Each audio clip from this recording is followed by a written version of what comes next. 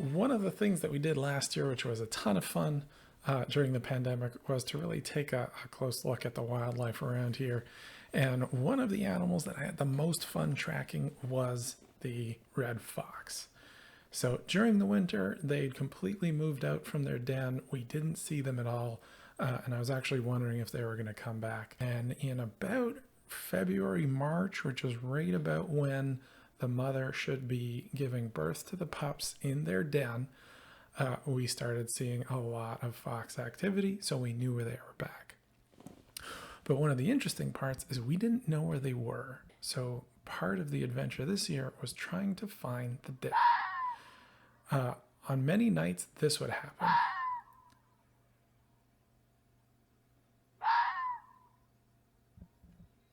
So what you're hearing right now is the mama fox barking in the background. She would do that after I'd let the dogs outside.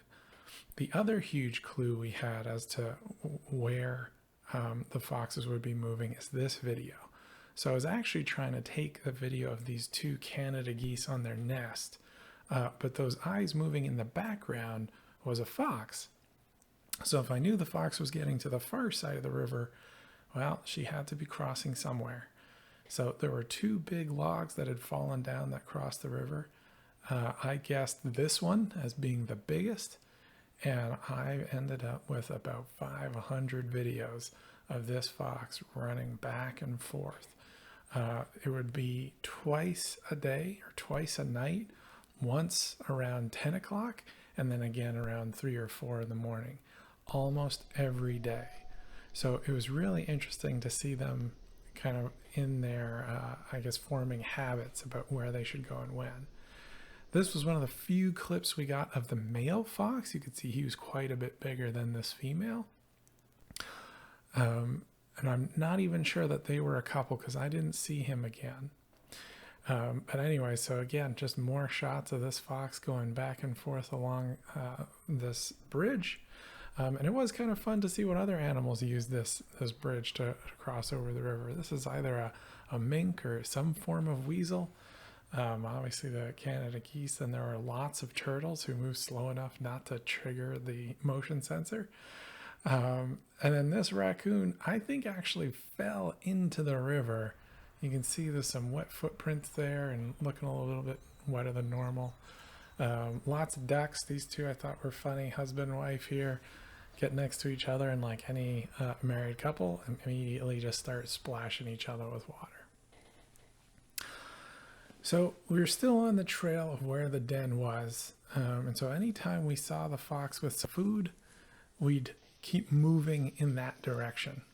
But most likely she's heading home.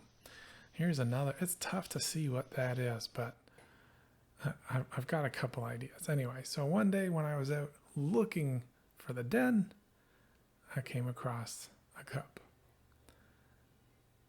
So I'm shooting this at a 600 millimeter lens, so I'm pretty far away from the cub, which is why I think it doesn't really recognize me as being there. But still, at least now I knew where the cub was, I knew where the den was, and you try and get some cool footage. So this is the first shot we got with the trail cam mounted.